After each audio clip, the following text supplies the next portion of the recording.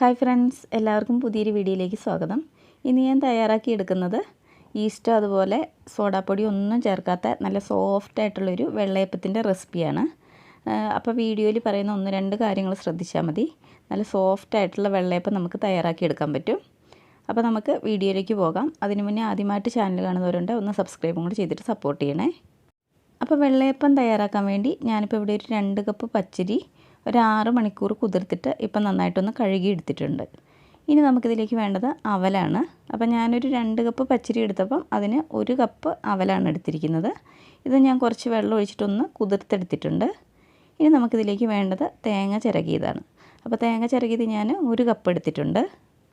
ഇനി നമുക്കിതിലേക്ക് മെയിനായിട്ട് വേണ്ടത് തേങ്ങയുടെ വെള്ളമാണ്. അപ്പോൾ ഞാൻ ഒരു തേങ്ങയുടെ വെള്ളം മുഴുവനായിട്ടും എടുത്തിട്ടുണ്ട്.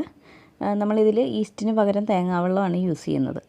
പിന്നെ ഈ തേങ്ങാവെള്ളം എടുക്കുമ്പോൾ നമ്മളിപ്പോൾ വൈകുന്നേരമാണ് അരി അരയ്ക്കുന്നതെങ്കിൽ രാവിലെ തന്നെ തേങ്ങാവെള്ളവും 1 ടേബിൾ സ്പൂൺ പഞ്ചസാരയും കൂടി ഒന്ന് കലക്കിയെടുത്ത് വെക്കണം. അങ്ങനെ ചെയ്യുമ്പോഴാണ് ഈ തേങ്ങാവെള്ളം ഇരുന്നൊന്ന് പുളിച്ചു വരുള്ളൂ. പിന്നെ നമ്മൾ ഇതിലേക്ക് എടുക്കുന്ന തേങ്ങയുടെ വെള്ളം അത്യാവശ്യം നല്ല പുളിയുള്ള വെള്ളമായിരിക്കണം. ചില വെള്ളം ഉണ്ടാവും, അധികം പുളി ഉണ്ടാവില്ല, മധുരം ഉണ്ടാവില്ല. അപ്പോൾ ആ ടൈപ്പ് വെള്ളം നമ്മൾ എടുക്കരുത്. അങ്ങനെ എടുത്തിട്ടുണ്ടെങ്കിൽ നമ്മുടെ അപ്പം കറക്റ്റായിട്ട് കിട്ടില്ല. അപ്പോൾ ആ ഒരു കാര്യം പ്രത്യേകം ശ്രദ്ധിക്കണം. പിന്നെ നല്ല തണുപ്പുള്ള സ്ഥലമൊക്കെ ആണെങ്കിൽ നമ്മൾ സാധാരണ കലക്കി വെക്കുന്നതിലും കൂടുതൽ ഒരു 2-3 മണിക്കൂർ ഒന്ന് കലക്കി വെക്കണം. അപ്പോൾ ഇത്രയും കാര്യങ്ങൾ ശ്രദ്ധിച്ചാൽ മതി. നമുക്ക് ഇപ്പോൾ ഈസ്റ്റ് ഇല്ലെങ്കിലും നല്ല സോഫ്റ്റ് ആയിട്ടുള്ള വെള്ളയപ്പം തയ്യാറാക്കിയെടുക്കാൻ പറ്റും. ഇനി നമുക്ക് മിക്സിയുടെ ജാറിലേക്ക് പച്ചരി ഇട്ട് കൊടുക്കാം. ഇതിൻ്റെ കൂടെ തന്നെ നമ്മൾ എടുത്ത് വെച്ചിരിക്കുന്ന അവലും കൂടി ഇട്ട് കൊടുക്കാം. പിന്നെ അവലിന് പകരം വേണമെങ്കിൽ നമുക്ക് ചോറ് യൂസ് ചെയ്യാവുന്നതാണ്. ഇനി ഇതിലേക്ക് തേങ്ങ ഇട്ട് കൊടുക്കാം. അതിനുശേഷം ഇതിലേക്ക് 1-2 ടേബിൾ സ്പൂൺ പഞ്ചസാരയും കൂടി ഇട്ട് കൊടുക്കാം. ഇനി നമ്മൾ എടുത്ത് വെച്ചിരിക്കുന്ന തേങ്ങയുടെ വെള്ളം ഇതിലേക്ക് ആവശ്യത്തിന് ഒഴിച്ചു കൊടുക്കാം. മുഴുവനായിട്ടും ഇപ്പോൾ ഒഴിച്ചു കൊടുക്കണ്ട, വേണമെങ്കിൽ നോക്കിയിട്ട് ഒഴിച്ചു കൊടുത്താൽ മതി. ഇനി ഇതിലേക്ക് ആവശ്യത്തിന് ഉപ്പും കൂടി ഇട്ട് കൊടുക്കാം. ഇനി നമുക്കിതൊന്ന് നന്നായിട്ട് അരച്ചെടുത്തിട്ട് വരാം. ഇതിപ്പോൾ ഞാൻ നന്നായിട്ടൊന്ന് അരച്ചെടുത്തിട്ടുണ്ട്. പിന്നെ നമ്മൾ അരയ്ക്കുമ്പം ഒട്ടും തരിയില്ലാതെ വേണം അരച്ചെടുക്കാൻ. ഇതിലിനിയിപ്പം നമ്മൾ കപ്പി കാച്ചേണ്ട ആവശ്യമൊന്നുമില്ല. നമ്മൾ അവൽ ചേർത്തുകൊണ്ട് നല്ല സോഫ്റ്റായിട്ട് തന്നെ നമ്മുടെ അപ്പം കിട്ടും. ഇതിന് നമുക്കൊരു പാത്രത്തിലേക്ക് ഒഴിച്ചു കൊടുക്കാം.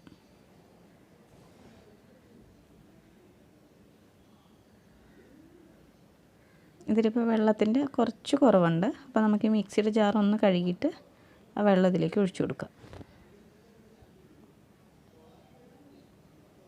ഇനി നമുക്കിതിലേക്ക് 1 ടേബിൾ സ്പൂൺ വെളിച്ചെണ്ണ ഒഴിച്ചു കൊടുക്കാം. വെളിച്ചെണ്ണ ചേർക്കുന്നത് നമ്മുടെ അപ്പം നല്ല സോഫ്റ്റായിട്ട് കിട്ടാൻ വേണ്ടിയിട്ടാണ്. ഇനി നമുക്കിതെല്ലാം കൂടെ നന്നായിട്ടൊന്ന് മിക്സാക്കി കൊടുക്കാം.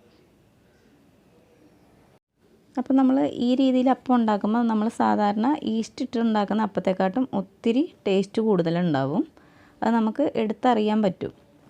അപ്പം ഈസ്റ്റ് ഇട്ടിട്ട് അപ്പം ഉണ്ടാക്കാൻ താല്പര്യം ഇല്ലാത്തവരാണെങ്കിൽ ഈ രീതിയിൽ ചെയ്താൽ മതി. അതിനുശേഷം നമുക്കിപ്പം നാളെ അല്ലെങ്കിൽ മറ്റന്നാളോ ഒക്കെ ആയിട്ട് വീണ്ടും അപ്പം ഉണ്ടാക്കണം എന്നുണ്ടെങ്കിൽ നമ്മൾ ഈ മാവിൽ നിന്ന് ഒരു 1/4 കപ്പ് മാവ് എടുത്തിട്ട് ഫ്രിഡ്ജിൽ വെച്ചാൽ മതി. എന്നിട്ട് പിറ്റേ ദിവസം നമ്മൾ അരി അരയ്ക്കുമ്പോൾ ഈസ്റ്റിന് പകരം ഈ മാവ് ചേർത്ത് കൊടുത്താൽ മതി. ഈ മാവിന് നമ്മൾ പുളിമാവെന്ന് പറയും. അപ്പോൾ പണ്ടത്തെ കാലത്തൊക്കെ ഇങ്ങനെ തന്നെയാണ് അപ്പം ഉണ്ടാക്കിക്കൊണ്ടിരുന്നിരുന്നത്. അപ്പോൾ അതിന് നല്ല ടേസ്റ്റും ഉണ്ടാവും.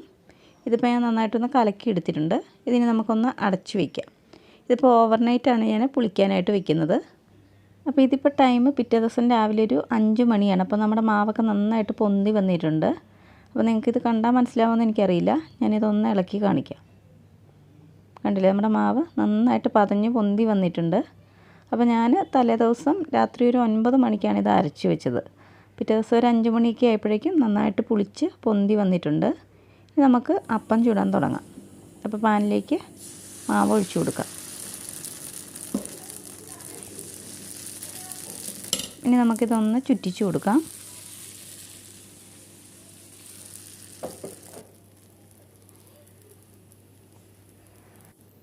ഇനി ഇതുപോലെ ഹോള് വന്നതിന് ശേഷം നമുക്കിത് അടച്ചു വെച്ച് കൊടുക്കാം.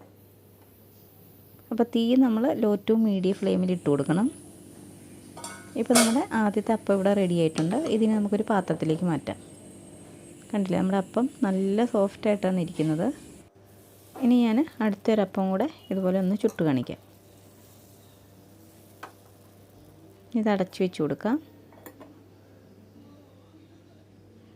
ഇപ്പോൾ നമ്മുടെ അടുത്ത അപ്പം ഇവിടെ റെഡി ആയിട്ടുണ്ട്. അപ്പോൾ ഞാൻ ബാക്കിയുള്ള അപ്പമൊക്കെ ഒന്ന് പെട്ടെന്ന് ചുട്ടെടുത്തിട്ടുണ്ട്. അപ്പോൾ നമ്മുടെ അപ്പം ഇരിക്കുന്നുണ്ടല്ലോ, നല്ല സോഫ്റ്റായിട്ടാണ് ഇരിക്കുന്നത്. അപ്പോൾ നിങ്ങൾക്ക് എല്ലാവർക്കും ഈ വീഡിയോ ഇഷ്ടപ്പെട്ടിട്ടുണ്ടെന്ന് കരുതുന്നു. ഇഷ്ടപ്പെട്ടിട്ടുണ്ടെങ്കിൽ പ്ലീസ് എല്ലാവരും ഒന്ന് ലൈക്ക് ചെയ്യണേ. അതുപോലെ ആദ്യമായിട്ട് ചാനൽ കാണുന്നവരുണ്ട് ഒന്ന് സബ്സ്ക്രൈബ് ചെയ്തിട്ട് സപ്പോർട്ട് ചെയ്യണേ. അപ്പോൾ മറ്റൊരു വീഡിയോയുമായി കാണുന്നവരെ ബൈ.